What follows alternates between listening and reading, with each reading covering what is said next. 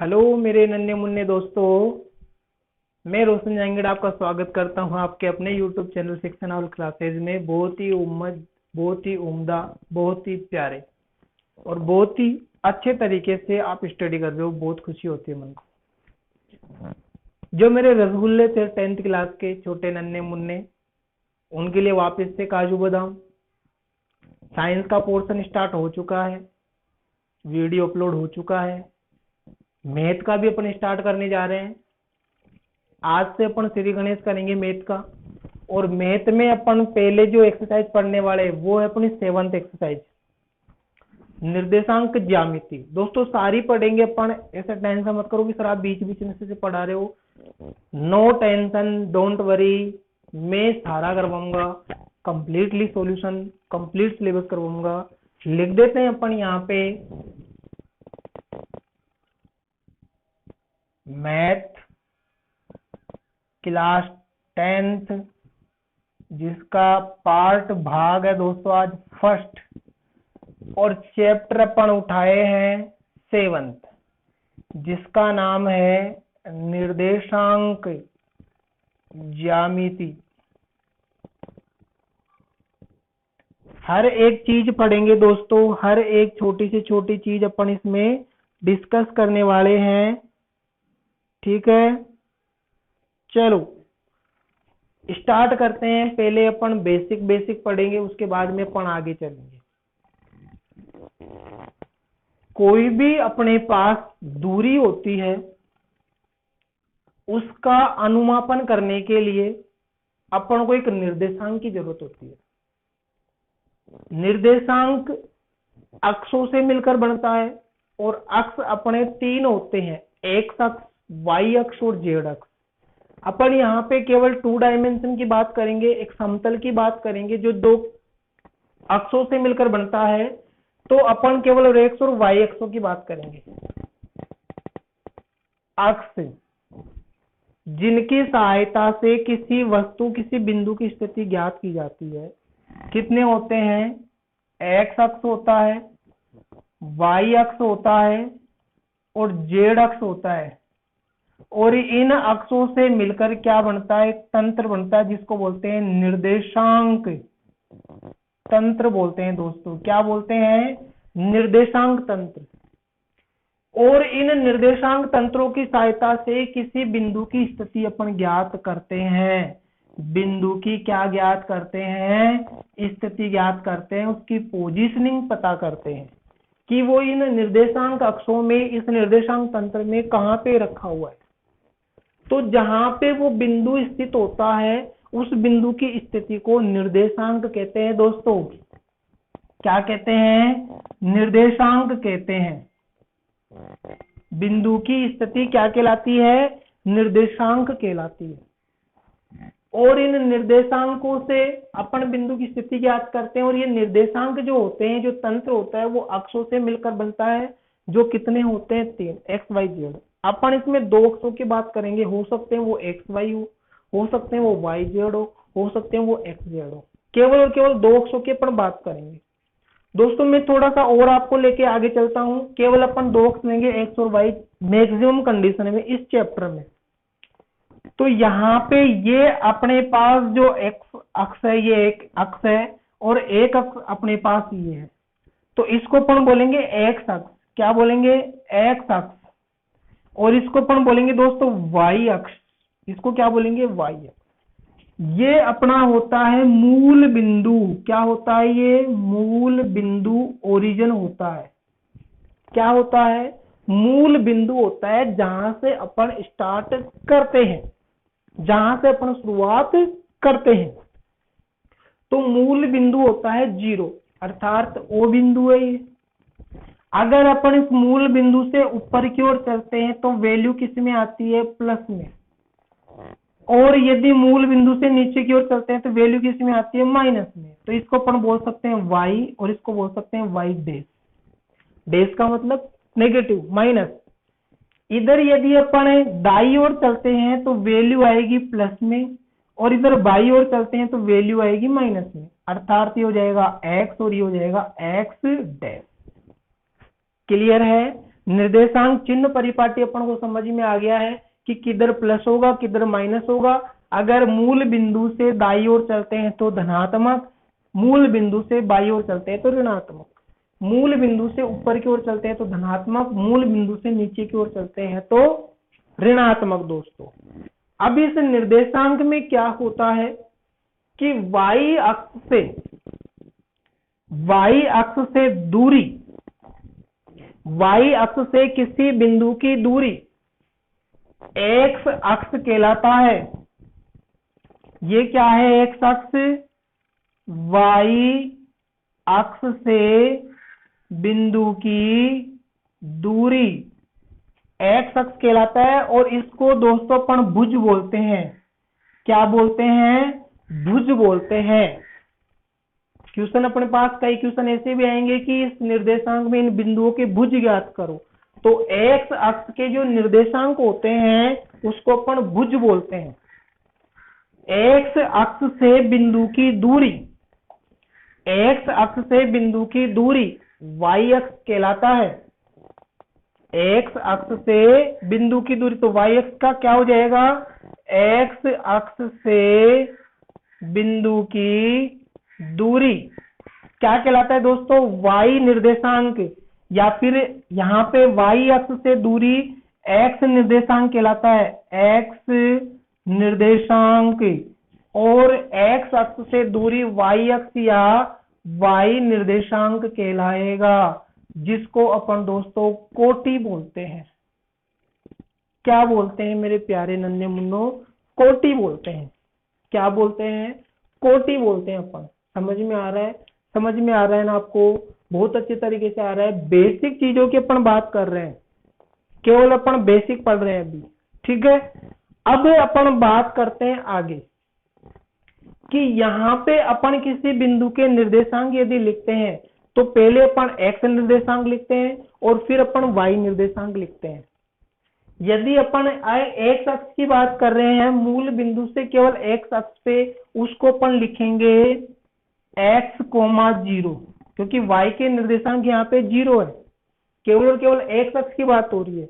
और y अक्ष पे यदि कोई बिंदु है तो उसको अपन लिखेंगे 0, y, क्योंकि पहले x अक्ष के निर्देशांक आते हैं फिर y अक्ष के, तो x अक्ष के 0 है, y का कुछ ना कुछ निर्देशांक होगा, कुछ ना कुछ डिस्टेंस होगी, और मूल बिंदु पर दोनों ही 0 होते हैं, तो मूल बिंदु के निर्देशांक दोस्तों 0, 0 होते हैं। मूल बिंदु के निर्देशांक दोस्तों क्या होते हैं? 0, 0 होते हैं। अब मान लो कोई बिंदु यहाँ पे स्थित है, तो देखो इधर भी प्लस है इधर भी प्लस है, तो वो दोनों के बीच में x और y के, तो उसके निर्देशांक होंगे x, y। कोई बिंदु है A जो x और y दोनों के बीच में स्थित है यहाँ पे, तो उसके निर्देशांक x, y।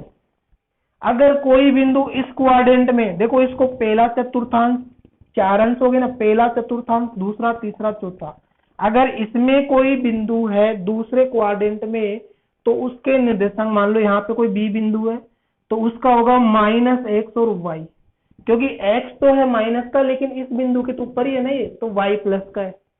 अगर इस जगह स्थित है कोई बिंदु C, तो x भी माइनस का और y भी माइनस का, क्योंकि ये भी माइनस का आ गया इधर और ये नीचे आ गया, तो ये माइनस माइनस। अगर यहाँ पे कोई बिंदु है D, तो y अगर माइनस का है लेकिन x तो प्लस का है ना, तो x -y।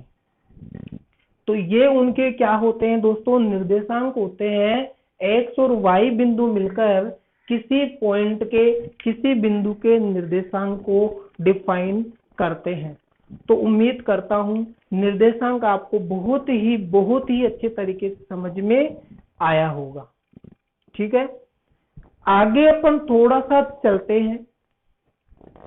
भुज और कोटि अपन को समझ में आ गई, निर्देशांक अक्ष अपन को समझ में आ गए, निर्देशांक तंत्र अपन को समझ में आ गए, x निर्देशांक अपन को समझ में आ गए, y निर्देशांक अपन को समझ में आ गए कि x अक्ष से दूरी किसी बिंदु की y निर्देशांक या y अक्ष कहलाता है, y अक्ष से किसी बिंदु की दूरी x निर्देशांक या x अक्ष कहलाता है, जिसको भुज बोलते हैं, इसको कोटि बोलते हैं। अगर दोनों अक्षों के बीच में कोई बिंदु है तो उसके निर्देशांक x, y होते हैं, और x को अपन पहले लिखते हैं, y को अपन बाद में लिखते हैं। मूल बिंदु से ऊपर की ओर पॉजिटिव वैल्यू आती है, मूल बिंदु से नीचे की ओर नेगेटिव वैल्यू आती है। मूल बिंदु से दाईं ओर पॉजिटिव होता है, मूल बिंदु से बाईं ओर नेगेटिव होता है। अब अपन इसमें एक बहुत ही इंपॉर्टेंट फॉर्मूला अपन पढ़ने वाले हैं, और वो बहुत इंपॉर्टेंट फॉर्मूला क्या है दोस्तों? वो बहुत इंपॉर्टेंट फॉर्मूला है अपना दूरी सूत्र। दूरी सूत्र अपन बोल सकते हैं, या अपन ऐसे बोल सकते हैं कि दो बिंदुओं के मध्य की दूरी, दो बिंदुओं के मध्य की दूरी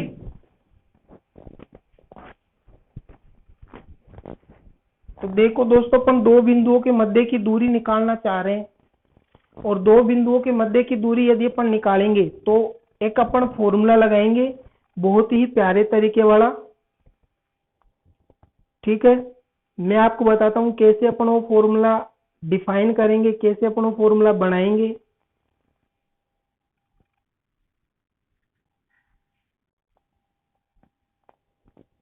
ठीक है, तो देखो अपने पास ये एक निर्देशांक है, और यहां पे कोई बिंदु है, एक बिंदु अपना यहाँ पे है मूल बिंदु, और ये अपना कोई P बिंदु है। अपन यहां से यहां तक की दूरी निकालना चाह रहे हैं, यहां से यहां तक की दूरी अपन निकालना चाह रहे हैं। तो इस बिंदु के निर्देशांक होंगे x, y, क्योंकि ये x और y अक्ष के बीच में x, y इसके क्या हो जाएंगे? निर्देशांक हो जाएंगे। इस मूल बिंदु के निर्देशांक अपने पास है 0, 0। तो अपन क्या करेंगे? यहां से एक लंब डालेंगे, यानी कि इसको मिला देंगे इससे। दोस्तों ये क्या बन गया? त्रिभुज बन गया OP, और यहाँ पे क्या हो सकता है? इसको अपन Q मान सकते हैं। समकोण त्रिभुज बन रहा है। समकोण त्रिभुज में अपन एक थ्योरम लगाते हैं जिसको अपन पाइथागोरस थ्योरम बोलते हैं। क्या बोलते हैं? Pythagoras theorem. तो पाइथागोरस जो थ्योरम होती है, पाइथागोरियन भी बोलते हैं, पाइथागोरियस भी बोलते हैं, पर में वो क्या होती है? वो होती है कर्ण स्क्वायर बराबर आधार स्क्वायर प्लस लंब स्क्वायर। अब ये कर्ण, आधार और लंब क्या होता है ये अपन को समझ में नहीं आ रहा है फिलहाल। तो 90 डिग्री के सामने, यानी कि यहाँ पे 90 डिग्री बन रहा है, इसके सामने कर्ण होता है दोस्तों। 90 डिग्री के सामने क्या होता है? कर्ण। और अपन इस बिंदु से इधर की ओर चल रहे हैं, तो ये अपना कोण बन रहा है एक, दोनों अक्षों के बीच में। तो थीटा जो होता है, कोण जो होता है, उसके सामने लंब होता है, और थर्ड जो भुजा बच गई वो अपना क्या होता है? आधार होता है। वो क्या होता है दोस्तों? आधार अपना होता है। तो यहां से अपन इसका जो डिस्टेंस फॉर्मूला है वो निकालना चाह रहे हैं, मूल बिंदु से दूरी अपन निकालना चाह रहे हैं। तो होगा क्या? यहाँ पे x इसकी जो दूरी है 0 से लेके x है, और ये दूरी कितनी है अपनी? y, यानी कि x अक्ष पे दूरी कितनी है? x, और ये कितनी है? y। तो यहां से अपने पास क्या हो जाएगा? कर्ण स्क्वायर। कर्ण क्या है? OP स्क्वायर बराबर आधार क्या है अपना? OQ स्क्वायर प्लस लंब क्या है? QP square. तो OP स्क्वायर बराबर OQ, O से लेके Q तक का मान कितना है? x, तो x स्क्वायर प्लस Q से लेके P तक का मान कितना है? y, y अक्ष के अनुदिश दूरी y का स्क्वायर। अपन को केवल वैल्यू OP की तो चाहिए, तो अपन क्या लेंगे यहाँ पे? वर्गमूल लेने पर, वर्गमूल लेने पर तो क्या हो जाएगा? यहाँ पे रूट लग जाएगा OP का स्क्वायर, और यहाँ पे रूट लग जाएगा x square plus y square. तो OP बराबर स्क्वायर से रूट कट गया, under root x square plus y square. इधर दो राशि है इसलिए रूट नहीं कटा। तो मूल बिंदु से किसी बिंदु की दूरी, मूल बिंदु से किसी बिंदु की दूरी का सूत्र अपने पास आ चुका है। कितना? ओपी, यानी कि जो बिंदु है पी, ए, बी, सी कुछ भी हो सकता है, तो वो लगाएंगे अपन बराबर root x square plus y square. अब मान लो दोस्तों कोई बिंदु है 2, वो किसी निर्देशांक में स्थित है, तो मूल बिंदु के सापेक्ष उसका कोई लेना देना नहीं है। तो उन दोनों बिंदुओं के मध्य की दूरी अपन कैसे फाइंड करेंगे? फिर उसके लिए भी अपन सूत्र बनाएंगे। देखो दोस्तों क्या हो जाएगा अपने पास, यहां से अपन ने मिटाया, ये तो मूल बिंदु से आया है। अब अपन निकालना चाह रहे हैं दो बिंदुओं के मध्य दूरी। इसका अपन एग्जाम्पल भी करेंगे दोस्तों, उदाहरण से थोड़ा और अच्छे से समझ में आता है। उम्मीद मैं ये करता हूं कि उदाहरण अपन जितने करेंगे उतना ही अपने लिए बेनिफिट होगा। दो बिंदुओं के मध्य की दूरी, तो ये निर्देशांक है और इसमें ये दो बिंदु रखे हैं अपने, ये अपना ए हो गया, या फिर इसको अपन P1 मान लेते हैं, P और ये Q। P के जो निर्देशांक है वो है दोस्तों x1 और y1, और Q के जो निर्देशांक है वो है x2 और y2, x2 और y2। ठीक है दोस्तों, तो अपन इन दोनों के बीच की दूरी निकाल रहे, तो क्या करेंगे, यहां से अपन लंब डालेंगे और यहां से अपन इसको आगे बढ़ाएंगे। ठीक है, तो देखो यहां से लेके यहां तक की दूरी क्या है अपने पास x1, और यहां से लेके यहां तक की दूरी क्या है अपने पास x2, यहां से लेके यहां तक की दूरी क्या है अपने पास y1, और यहां से लेके यहां तक की दूरी क्या है अपने पास y2, क्योंकि x अक्ष से दूरी y और y अक्ष से दूरी x। अपन को ये निकालना है, तो वो ये थीटा हो जाएगा, तो ये तो अपना कर्ण बन गया, ये अपना लंब बन गया, और ये अपना क्या बन गया, आधार। तो सोचो एक बार, मूल बिंदु से ये 5 सेंटीमीटर पे और मूल बिंदु से ये 10 सेंटीमीटर पे, तो इन दोनों के बीच की दूरी क्या हो जाएगी, इस पूरी में से अपन ये घटा देंगे, तो x2 माइनस ये OX माइनस OX1, तो ये दूरी आ जाएगी अपने पास, अर्थात इसको अपन निकालेंगे तो x2 माइनस x1 बोल सकते हैं। क्या बोल सकते हैं, x2 माइनस x1। और ये अपने पास y2 है, ये y1 है, ये दूरी निकालें तो y2 में से y1 घटा दो, ये दूरी बचेगी भाई, x2 में से x1 घटा देंगे तो ये दूरी बचेगी, और y2 पूरी में से y1 घटा देंगे तो ये दूरी, तो ये दूरी अपनी क्या आ जाएगी, x2 माइनस x1, और ये दूरी अपनी क्या आ जाएगी, y2 माइनस y1। समझ में आ गया होगा। अब वही अपन पाइथागोरस थ्योरम लगाएंगे, पाइथागोरस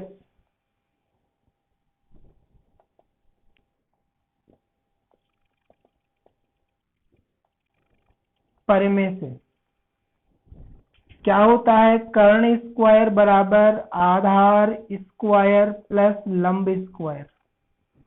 तो कर्ण क्या है, PQ का स्क्वायर, आधार अपना क्या है, इसको अपन एक पॉइंट मान लिया PQS, तो PS square plus QS square. ठीक है, तो यहां से क्या आ जाएगा अपने पास, PQ स्क्वायर बराबर PS की वैल्यू क्या है, x2 माइनस x1 का होल स्क्वायर, प्लस इसकी वैल्यू क्या है, y2 माइनस y1 का होल स्क्वायर। क्या ले लेंगे अपन, वर्गमूल लेने पर, तो इधर रूट लग जाएगा PQ का स्क्वायर, इधर रूट लग जाएगा x2 माइनस x1 का whole square plus y2 minus y1 का होल स्क्वायर। इससे कट गया तो PQ बराबर क्या आ जाएगा, रूट में x2 माइनस x1 का whole square plus y2 minus y1 का होल स्क्वायर। ये अपनी दो बिंदुओं के मध्य की क्या आ गई दोस्तों, दूरी का सूत्र अपने पास आ चुका है। तो उम्मीद करता हूं आपको ये बहुत ही अच्छे तरीके से समझ में आया होगा, बहुत ही प्यारे तरीके से आपको ये फॉर्मूला समझ में आया होगा।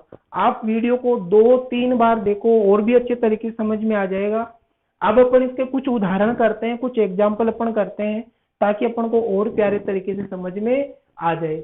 आप केवल और केवल फॉर्मूला याद रखो कि दो बिंदुओं के मध्य की दूरी यदि मूल बिंदु के सापेक्ष है तो x square plus y square root में, और यदि कोई दो बिंदु है जो मूल बिंदु पर निर्भर नहीं कर रहे हैं तो वहां पे होगा x2 माइनस x1 का whole square plus y2 minus y1 का होल स्क्वायर, किसमें, रूट में। चलो अपन बात करते हैं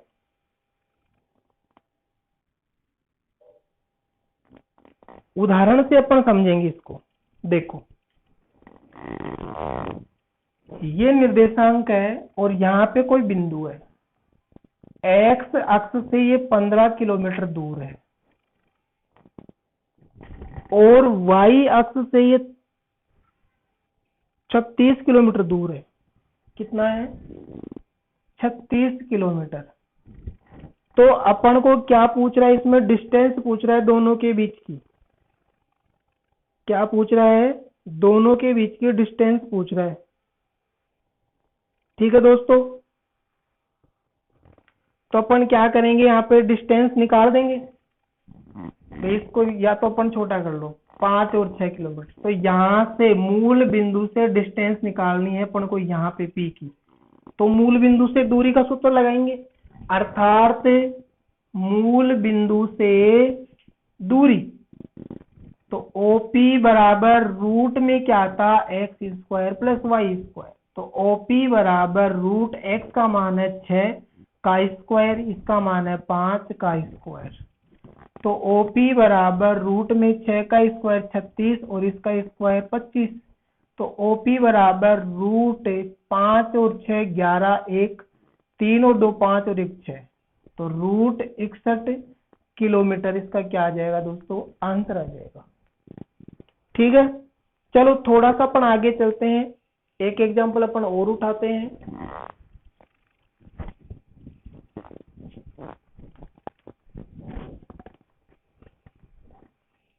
अपन को दो अलग अलग डिफरेंट पॉइंट दिया है, यानी कि ऐसे एक पॉइंट है, ये P है, ये Q है। P के जो निर्देशांक है वो है 4,6 और इसके निर्देशांक है 6,8।